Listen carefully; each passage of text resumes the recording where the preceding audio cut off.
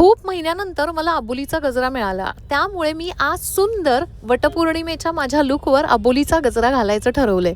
आणि अबोलीच्या गजऱ्याला मॅचिंग अशी पैठणी साडी आहे का माझ्याकडे, चला तर बघूया.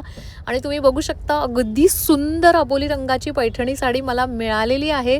आणि चला आज आपण एक सुंदर असा पेस्टल साडीवरचा लुक क्रिएट करूया. आणि सगळ्यात आधी तुम्हाला मी साडी दाखवते. तुम्ही बघू शकता आजची पैठणी साडी ही एवढी सुंदर आहे, त्यामुळे आता मी माझ्या मेकअपला करते सुरुवात.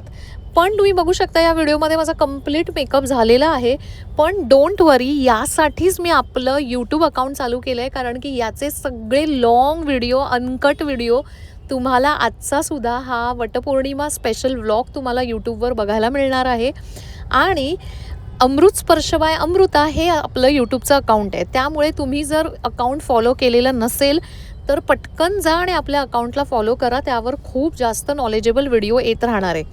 आणि हो, आपले यूट्यूबवर 16,000पेक्षा जास्त सबस्क्रायबर पूर्ण झाले आहेत आणि फक्त एक आठवड्यामध्येच. त्यासाठी खरंच मनापासून थँक्यू सो मच. आणि चला, आजचा हा व्हॉइस ओव्हर थोडासा हटके असणार आहे. तुम्हाला वटसावित्रीची गोष्ट तर सगळ्यांना माहिती आहे की त्यांनी आपल्या नवऱ्याचे प्राण मागून घेतले होते यमराजांकडून. पण आज वटसावित्रीबद्दल मी थोडंसं वेगळ्या पद्धतीने सांगायचा प्रयत्न करणार आहे, कारण की मला तरी जी वटसावित्री होती तिच्याबद्दल थोडासा वेगळा आदर वाटतो आणि इन्स्पिरेशन वाटतं. ते कशासाठी हे मला तुम्हाला सांगायचं आहे की सावित्रीकडून आपल्याला वटपौर्णिमेच्या दिवशी काय शिकलं पाहिजे. सगळ्यात पहिला मुद्दा आपण शिकतो ते म्हणजे अढळ निष्ठा. कोणत्याही नात्यात विश्वास आणि निष्ठा किती महत्त्वाची आहे सावित्रीने दाखवून दिलं. दुसरं म्हणजे धैर्य आणि आत्मविश्वास. कठीण प्रसंगात सुद्धा न घाबरता तिने धैर्याने त्याला तोंड दिलं, त्याचा सामना केला.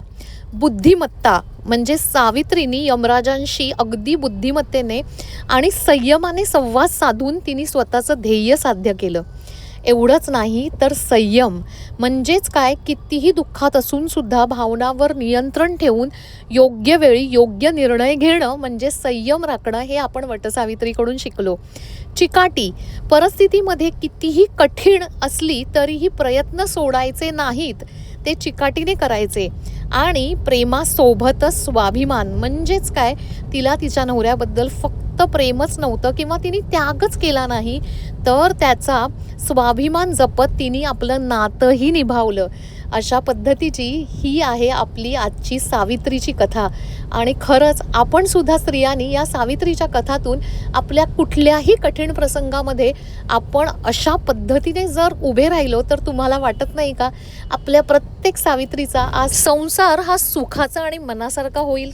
तर कसा वाटला आजचा व्हिडिओ, आणि नक्कीच यूट्यूबवर ह्याचा पूर्ण व्लॉग बघायला बिलकुल विसरू नका, कारण की आजच्या लुकचा कंप्लीट ट्युटोरियल, ज्वेलरीचे डिटेल्स, हेअरस्टायलिंग सगळं लॉंग व्हिडिओ तुम्हाला यूट्यूबवर बघायला मिळणार आहे. आणि हो, हा व्हिडिओ येणार आहे संध्याकाळी, त्यामुळे व्हिडिओ कसा वाटला, मी कशी दिसते हे सांगायला मला बिलकुल सुद्धा विसरू नका. आणि तुमच्या प्रेमापोटीच आज मी एवढे सुंदर व्हिडिओ बनवू शकते, त्यासाठी मला खूप जास्त मनाला सुद्धा छान वाटतं. आणि तुम्हाला कसं वाटतं हे मला सांगून विसरू नका. आणि अशा पद्धतीने आजचा हा पूर्ण दिवस आणि आजचा हा छान असा वटसावित्रीचा उत्सव आम्ही घरातल्यांनी खूप सुंदर पद्धतीने सेलिब्रेट केला.